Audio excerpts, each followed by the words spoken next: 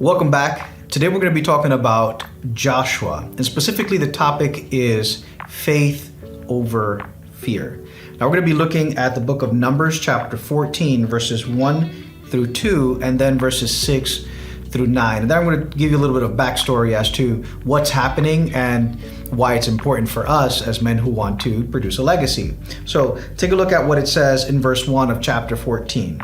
Then the whole community began weeping aloud, and they cried all night.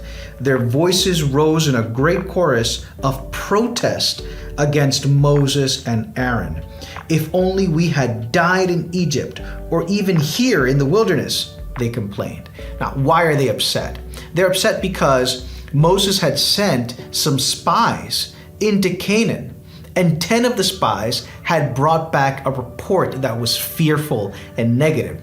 You see, there were giants in the land. There were people with armies. There were fortified cities. And they saw this situation and they figured there is no way that we can win.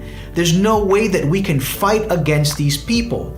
Now, this was all what they were able to observe with their eyes, obviously, right? And with their senses. They were able to gather the fact that they were unable to face what was coming in front of them. Now, Israel didn't necessarily have an army. They didn't necessarily have unlimited resources. They didn't have a fortified city. So the fact was that they were right.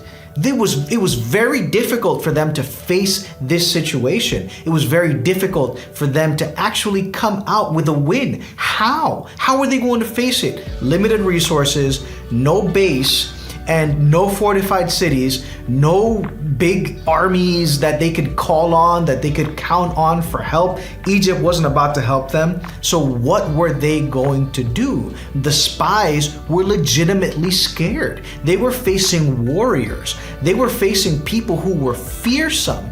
Those were the facts. However, Joshua and Caleb, they stood up and they said, wait a second. Those are not the only facts, because despite the fact that we are outnumbered, despite the fact that we are outmatched, despite the fact that their guns are bigger, that their forces are stronger, that their armies are better trained, we have God on our side. And that, to Joshua and Caleb, made all the difference. This is what causes them to say as follows.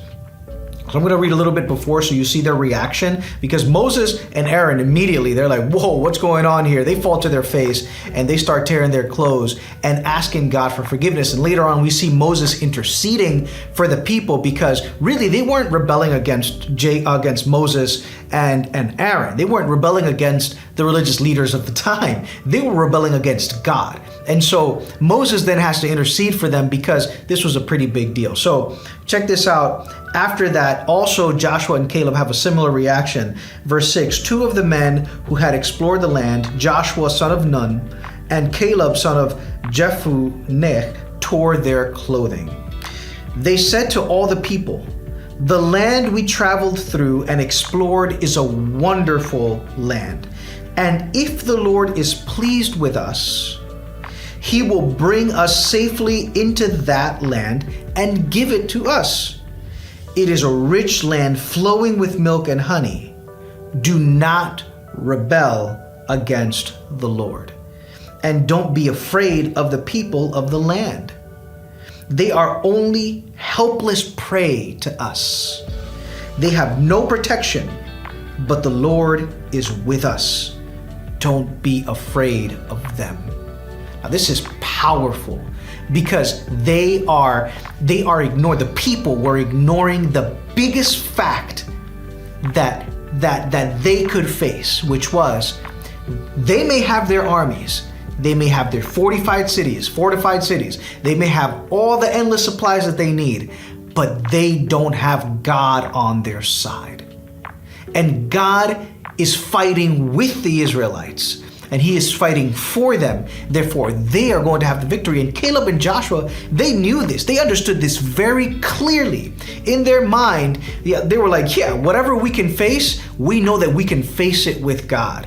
And the same thing is for us today. We need to understand that we may face lots of challenges, facts of life, We may have situations in our lives where we are facing legitimately scary, fearful things. But the fact is that those who believe in God and those who wait on Him and trust Him are never going to be forsaken. Now, that doesn't mean that we're not going to go through challenging things. That doesn't mean that we're not going to face difficulties. That doesn't mean that we're not going to have to take Canaan and have to face armies. That doesn't mean that we're going to be free of all of those things. But with God on our side, we can face it. Now, you may be facing something that is making you afraid today, and I get that. I've been afraid. I was afraid just a few weeks ago, facing difficulties in my life. That's what life is like in this world. You can face things that will make you feel fear.